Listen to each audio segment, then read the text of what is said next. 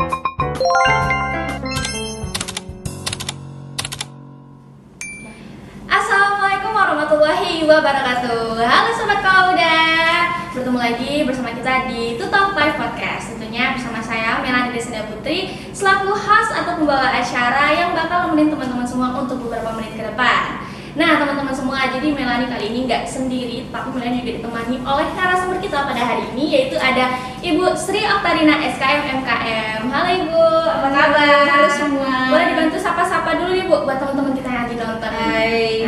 Assalamualaikum warahmatullahi wabarakatuh. Waalaikumsalam. Nah, sekilas informasi nih buat teman-teman semua bahwa Ibu Sri Oktarina ini dia adalah seorang dosen di Universitas Baitur Rahmah Padang, tepatnya di Prodi Kesehatan Masyarakat. Masya Allah.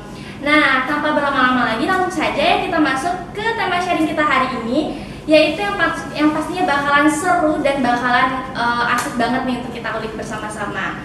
Oke, sesuai nih dengan tema kita pada hari ini, yaitu tentang kupas tuntas peminatan AKK. Nah, jadi nih Bu Melani selaku perwakilan dari teman-teman semua nih kan, ingin bertanya-tanya nih Bu sama Ibu. Soalnya kan masih banyak banget tuh teman-teman yang masih kurang tahu apa itu peminatan AKK gitu. Nah, mungkin nanti bisa dijelasin oleh Ibu ke teman-teman semuanya. Dan langsung saja ya kita masuk ke pertanyaan yang pertama. Kira-kira sejak kapan ya Bu Prodi Kesehatan Masyarakat itu dibuka, mulai dibukanya gitu? Oke, terima kasih Melani. Baik, materi ini bagus ya, tentang peminatan AKK. Ini bagi yang semester 4, semester 5 memasuki masa itu tumbuh kegalauan. Ini mau pilih peminatan apa? Benar. Ya, Termasuk ada Melani beberapa juga nih Bu. Oh iya, galau ya. Kalau udah galau mesti mencari pencerahan. Betul. Nah, jadi gini, di beberapa prodi ada peminatan itu di semester 5, sebagian ada di semester 7. Kalau untuk prodi Kesmas sendiri, kita dengan kurikulum baru itu di semester 7 yang saat ini, yang lama itu semester 5. Nah, tadi pertanyaan tentang prodi ya? Iya. Kalau untuk prodi Kesmas di Baitur Rahmah sendiri, itu berdasarkan sejarahnya ya, berdiri tahun 1999. Wow, udah lama sekali ya. Perlu sahabat ketahui bahwa ini merupakan prodi Kesmas yang pertama di Sumatera Barat. Wow, Masya Allah, luar biasa. Ya, jadi kita merupakan perintis lah di Sumatera Barat. Nah, pada saat prodi ini dibentuk, itu awalnya menerima mahasiswa dari jalur D3. Oh, berarti awalnya D3 dulu ya Bu? Dan peminatan di D3 itu ya AKK, karena memang menghimpun dari berbagai diploma 3 yang jurusannya berbagai macam ya. Jadi dibukalah peminatan AKK. Nah, mungkin perlu dikasih apa ya, batasan sedikit ya. Peminatan apa sih? Iya. Minat ya, tertarik kalau bahasa sederhananya. Jadi kalau kita bicara peminatan di prodi Kesmas, yaitu ketertarikan area spesifik yang diinginkan, yang diharapkan dipahami oleh mahasiswa. Masya Allah, luar biasa sekali. Tuh udah dijelasin sama Ibu sih bahwa Prodi Kesmas di Baitur Rahmah ini adalah paling pertama ya Bu ya di Kota Padang. Wah, Masya Allah, luar biasa. Nah, kira-kira apa aja tuh Bu peminatan-peminatan yang ada di Prodi Kesehatan Masyarakat Universitas Baitur Rahmah? Oke. Secara umum ya, secara umum Prodi Kesmas itu di seluruh Nusantara atau Indonesia ya, itu ada 8 peminatan. Iya. Jadi di antara 8 itu ketika Prodi Kesmas dilahirkan, kita mulai dengan peminatan AKK. Nah, yang namanya peminatan itu tergantung ya, bisa dibuka, bisa tidak. Karena dia tergantung dengan minat mahasiswa. Jadi kalau satu angkatan peminatnya banyak untuk satu peminatan ya Maka dibuka. Betul. Jadi misal kita pernah buka peminatan Biostat. Akhir-akhir ini Biostat itu peminatnya agak kurang. Nah, jadi itu tuh sampai dengan keselingnya baru kita buka lagi, karena memang ada peminatnya cukup memenuhi syarat ya, syarat minimal untuk dibukanya sebuah peminatan.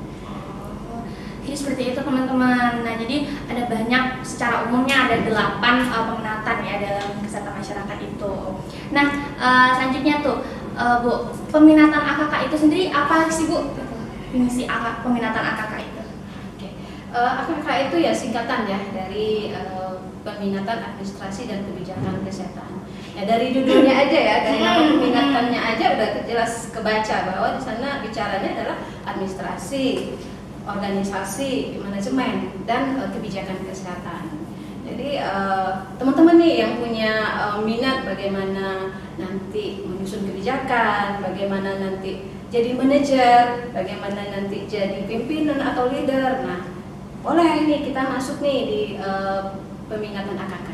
Buat teman-teman nih yang jiwa-jiwa pemimpinnya yang masya Allah banget, bisa nih masuk AKK ya Bu ya. Terus lanjut, apakah peminatan AKK ini menjadi peminatan yang favorit gak Bu di kesehatan masyarakat? Oke, sebenarnya favorit ya kalau di Prodikesmas Unpra ini favorit sekali. Karena paling banyak peminatnya di sini memang yang sangat banyak diminati oleh mahasiswa. Karena mungkin ini kaitannya peminatan nanti dengan lapangan kerja, minat nanti di mana mau berkarya, gitu ya.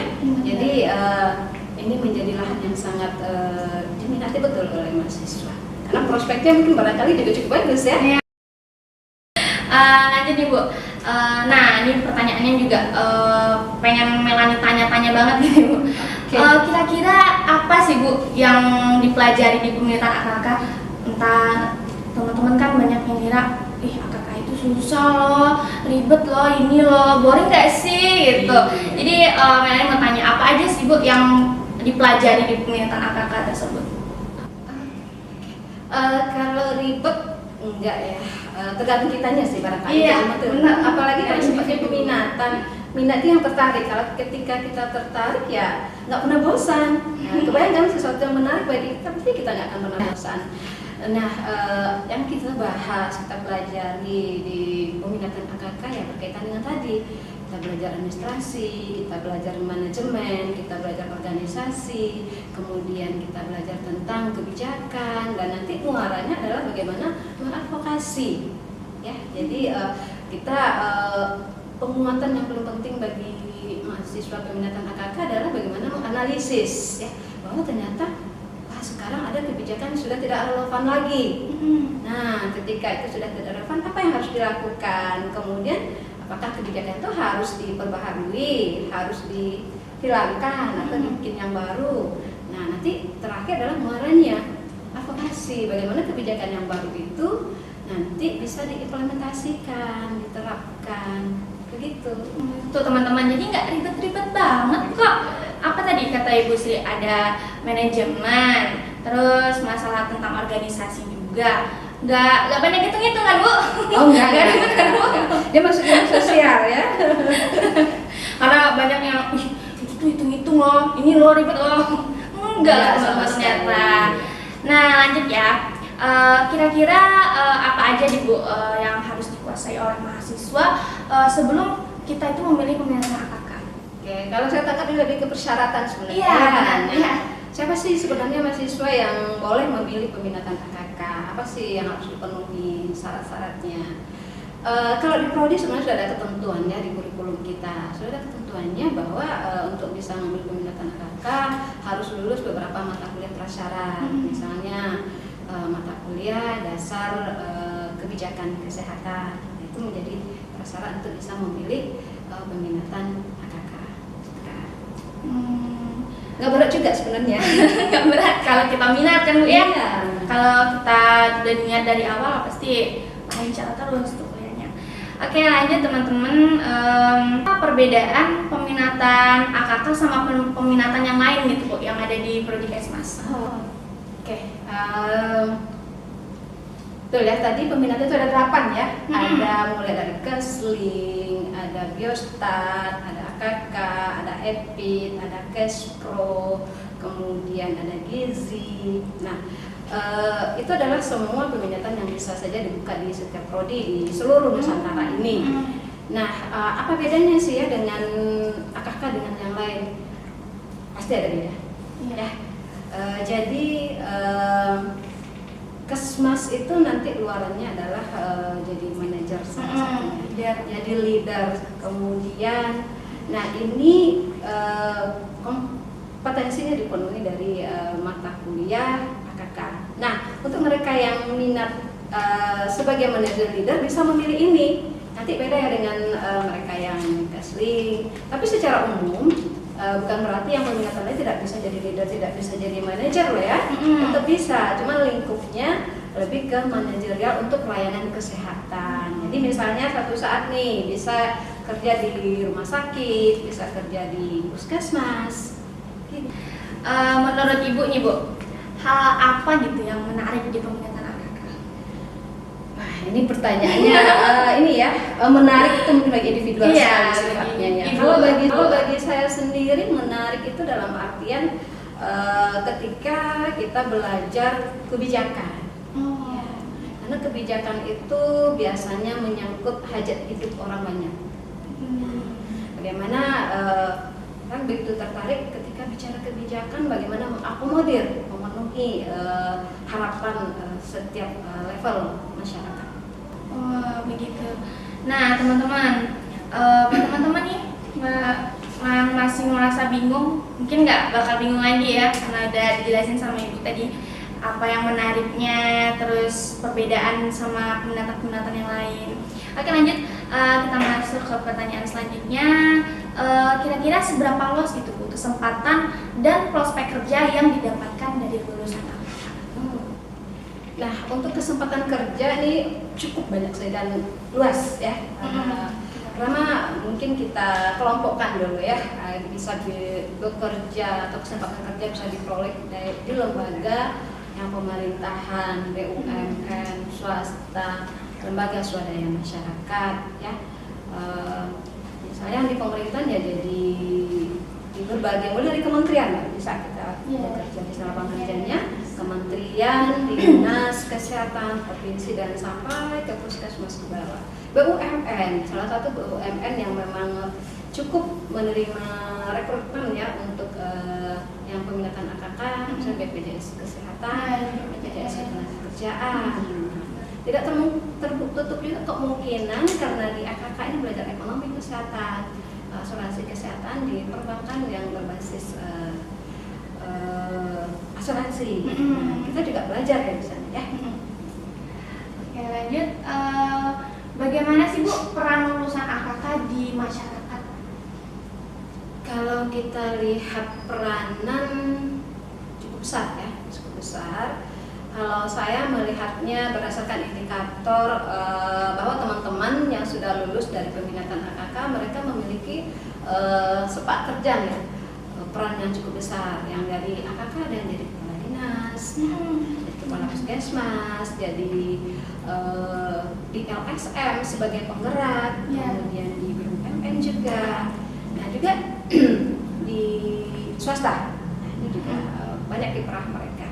Tuh, teman-teman, banyak loh prospek kerja di peminatan AKK ini. Nggak cuma di Dinkes ya Bu ya, nggak cuma di puskesmas, tapi juga banyak di tempat swasta pun juga ada gitu.